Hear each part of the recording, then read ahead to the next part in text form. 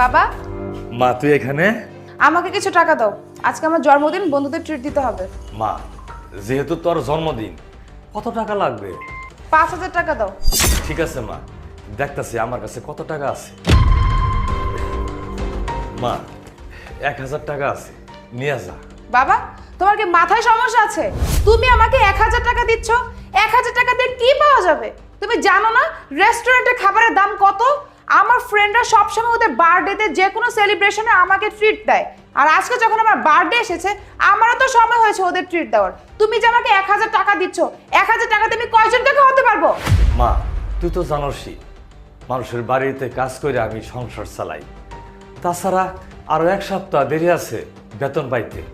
আমার কাছে কোনো টাকা পয়সা নাই, 1,000 টাকায় আছে, নিয়ে অমনি চালাগা। আমি না একটা জিনিস কিছুতেই বুঝি না, তুমি সবসময় আমার সাথে এরকম কেন করো? আমি যখন